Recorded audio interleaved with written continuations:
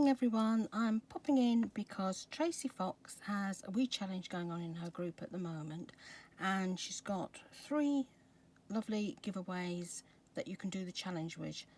She will be finishing the challenge today and making the draw later on, so there's not quite a lot of time left, but what I'll be showing you today you can use later on in your journal making. The freebies are in files in the downloads, and there are other freebies there that Tracie has given to people in the group from going right back. The first thing you will get is an envelope. Okay, I think you can see it a bit better that way. Now, the envelope I've printed on parchment paper, but this is parchment paper from Crafter's Companion, which is beautiful, but it's thinner than a normal parchment paper that you would get for making documents, you know, that you would use in, say, solicitors or something. I've printed this one on stuff from Smith's that I got a long time ago, and it is thicker. If you listen, you can hear this one. You can hear is actual parchment. This one you can't hear it very well, but for an envelope it's perfect, absolutely perfect for an envelope. Now, something I have been doing is printing on Deli paper. Now, Deli paper is the paper that you have wrapped around, you know, your sandwiches. You go to Subway or somewhere like this, and obviously you can see through it. Now, it's no good for doing these receipts on because it is too thin, but what is lovely is you can collage with this. So if you've got an envelope, even if you use Tracie's and cut it out or do another, you can actually collage on it, or you can print Tracie's or other envelopes and put them on one of your normal envelopes, or you can make an envelope and pop it on top. I just think the colour is wonderful because it looks very aged, and it works really well. But if you are going to print with this, you need to adhere it to a carrier sheet. Get a piece of card and stick it down so it doesn't travel when it's going through your machine, be it a top loader or a bottom feeder. It really won't like it on its own. The other freebie that comes with these two is this one, and you have some tickets on it, a postcard, and the rest of the envelope. That's your inside bit that you tuck inside. And this bit, again, you could, you know, use your printable and, you know, whatever you decide to print on it and decorate inside. It would be lovely because we used to have envelopes that had that lovely thin inside, and it felt really special if you got an envelope with that inside. You knew it was an important letter, or it was something that somebody had taken time and cared about. Now, when I was looking at different videos when I was online, I came across one, and it was from Victoria Designs, and it was about distressing, you know, distressing your paper up, making it look old. Now, most people use a good old pair of scissors to distress the edges. Tim Holtz actually has one of those little distressors, which is exactly the same as a thread cutter. I've actually got thread cutters. They're round and they've got little cutters inside. It's exactly the same thing. Mine was free on an embroidery magazine at one time, but she suggested you use one of these. Now, I was like, how on earth are you going to use one of those to distress? Well, I will link the link, put the link down below so you can go and watch it. But basically, the disc she uses for scratching up sides. This is actually my receipt from Patty from my stains. And then she bashes the edges like this to make the mould. But the thing that I was impressed with most is she got one of her receipts or whatever and she did this with it. And then she opened it up and she said, that is not making it look old. That looks like you've crunched it up. And I thought, yeah, but then again, how many times have we done that ourselves? We've thrown a bit of paper away and then we've got to go rooting in the bin for it. So this isn't how you make a piece of paper old. It doesn't work. It's not what you do. It just makes it look a mess.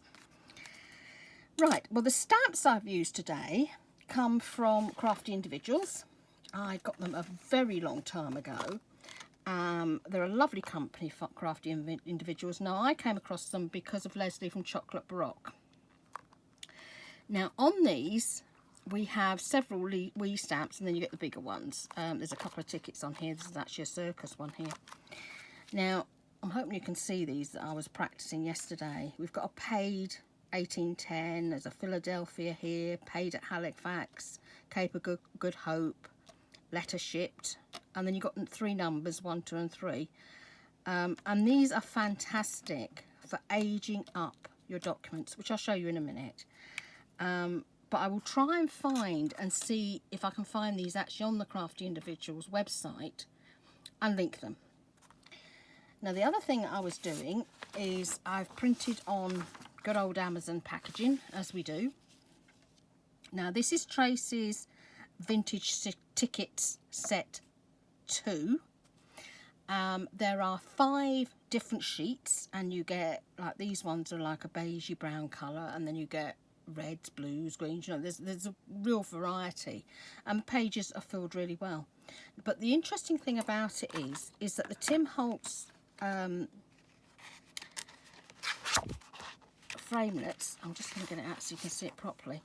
This is the stamps, and you can see where they've been cut out. These dies fit absolutely perfectly. There's 3 of them that fit perfectly if you print off Tracie's tickets at 100%, just at the normal size, and it makes it so easy on you, because obviously you're not trying to do the make it look like it's been a torn edge. Now, I did some, let's see which pile I've put them in. Okay, this is what happens when you think you're organised and then you move everything about. I did a lot of tickets and they turned out absolutely perfectly. I think they're probably lost in amongst all this ephemera. Yeah, here they are, here. Now, this is my rusty drawing pen, and it is a proper rusty drawing pen. It was rusted properly with water. I put a tiny bit of salt on it, and I've done quite a few. So, and they give you that mark on the paper as well, which is lovely for vintage things. Now, I'll move these so you can see them better. Now, this is just one set that I printed off, and they look perfect. These are on Amazon packaging. What would be better to print them on is sugar paper. Now, sugar paper is the paper that the kids, particularly in nursery and primary school, paint on. It comes in all those different colours. It looks a bit like homemade paper. That would be better because it's thicker than this and the colours are great. So you could use your Tim Holtz stamps to make your tickets and then cut them out with your thinlits or by hand if you haven't got the dies, and they would look absolutely brilliant. And you wouldn't have, you know, this, because obviously when we used to get the paper tickets, the ones that came on the little silver machine that he tore off, they were the same sort of weight as the paper that you get at the chip shop, the printer paper. But these tickets were a little bit thicker. They weren't as thin, you know, they had a little bit more guts to them. But what we did used to do on the bus is you used to count the numbers up. And you were always looking to get 21. Because that's supposed to have been a lucky ticket. I don't quite know what luck you're supposed to get, but when you set up on the top of a double-decker bus, anything could happen, didn't it? Usually we had the lassies who were a bit more adventurous than most, smoking on the top of the bus, but that was in the days before they had cameras. So I'm just going to show you some of the things that I've made so far. Now, these have come from the old design shop, quite a lot of these, and they are absolutely brilliant. There's different types. I particularly like medical. It's just something I've always really loved. Prescriptions, things like that, and the labels that you would have at the pharmacist on your bottles and what have you. I absolutely love those, and I've got a few vintage ones myself. Now, if you look at these, this looks like it's just been done, and underneath was the copy paper, and you've got all the blue coming through. They are absolutely brilliant. I absolutely love these. This one is a French one, and what I did with this one is I covered it with Patty's stains. Now, stains, our lovely Tracie has already gone through and explained what stains is. It basically ages stuff. It's a tea stain. It looks like you've tea stained it, but it makes the paper thicker. It's the only way I can explain it. It makes it a bit thicker, almost a bit plasticky. I think is the way to explain it. So if you're going to use it, make sure you distress all the edges before you put it on, because otherwise you can't, because it's got that plasticky edge to it. Now, this is another set that I printed off, and this again was from the old design shop. I've used some of Artie May's and obviously a lot of Tracie's, like I do. Now, on this one, I've just attached it with one of the staple-less stapler things. Tracie's got one linked on her page. I will put that link below, and if you click on that, they're only about £3 something on Amazon. Really, really cheap, but they make things like this look vintage. And as you can see, I've used one of the stamps on this one. Now, one thing I noticed with this one is it wasn't folded properly, because if you look on the print off, you can see where the lines are. Now, I know, because accounts was what I used to do, that is how a man will hand it to you. It's never folded perfectly.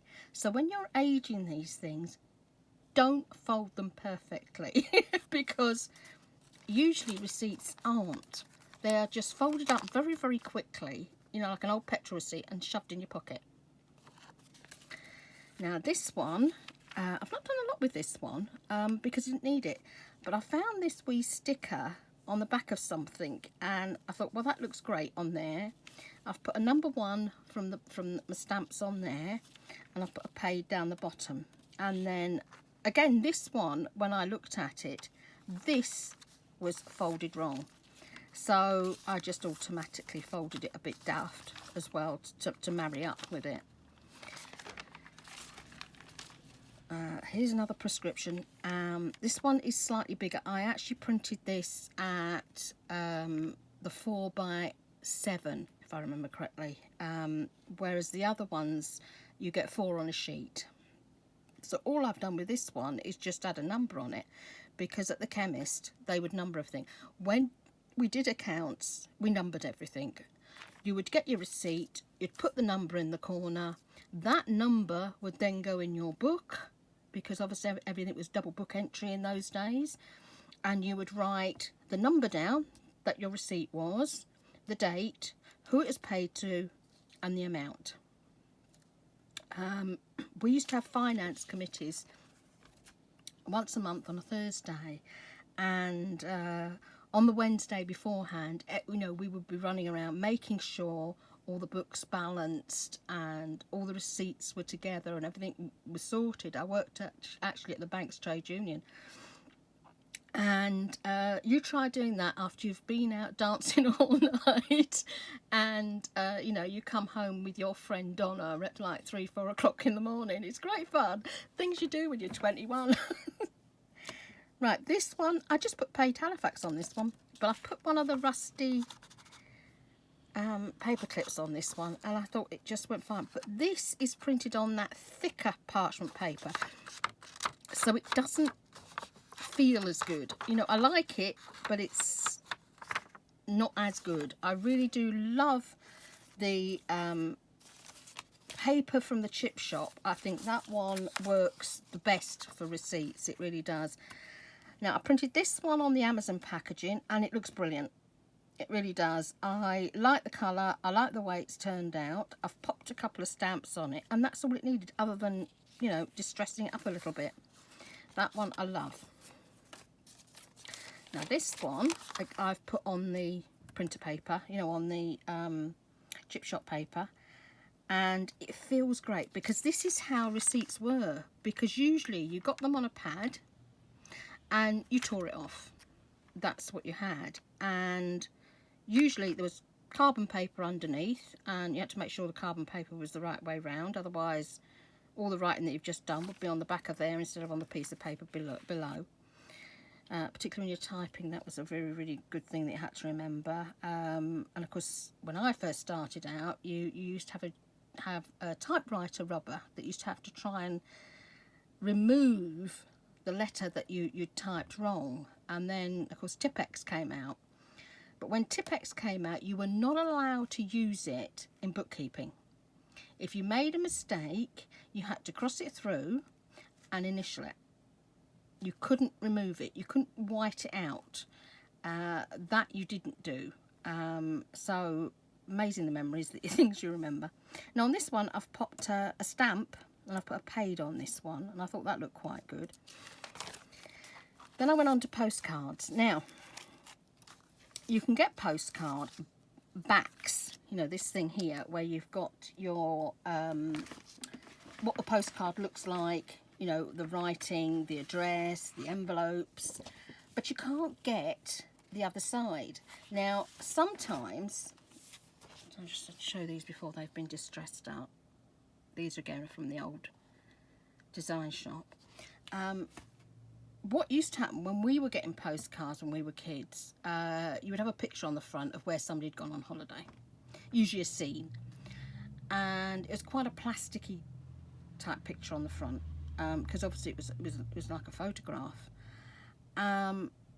Or you could buy blank postcards, which would just literally have, as Tracie has got on her printout, you would just have this bit. On the back it was blank. Find the right one. On the front you would have this. So all you'd have was this, and the other side was completely blank. But I thought I would go and look for something to put on the other side, some pictures. And I came across, just by popping in Google, vintage postcard fronts, and I came up with these on a lovely site. Now these I've put Patty's stains over, which makes them look very old, very vintage, and really grungy, which I absolutely love. Without the stains on them, I'll just show you another picture. This is what they look like. So they're quite newish looking, even though it's not a vintage picture.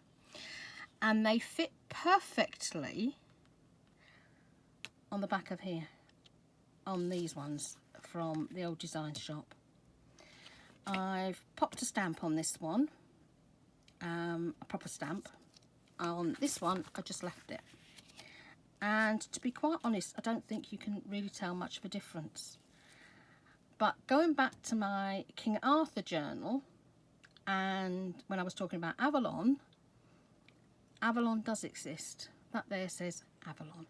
So the theory is right. There is a place called Avalon, although I'm quite convinced that Avalon of King Arthur is here. Most people believe it's off Anglesey. So that's where I've got to. So I've really had fun doing these. I hope you have fun making yours. I'm going to do a giveaway, and in the giveaway I will put some deli paper, some Amazon packaging if you haven't already got some. Obviously there's no point in me sending you Amazon packaging, you've already got it. And I will send you some parchment paper and some of the lovely chip shop paper cut to size, because it comes in like huge great big sheets that you need to cut down, pop through your printer. This goes through your printer no problem, doesn't get stuck or anything. The only one you must remember to tape down before you do it is this one. Thank you so much for watching. Do go and do Tracie's challenge if you've got time today, and do have a go at some of these ideas. But please watch Tracie's as well, because Tracie's got other ideas. I'm just coming along with some things that I've experimented with and I found work for me. And if you watch Tracie's and mine together, hopefully you'll find your way and what works best for you. Thank you so much. Have a wonderful Friday. Bye.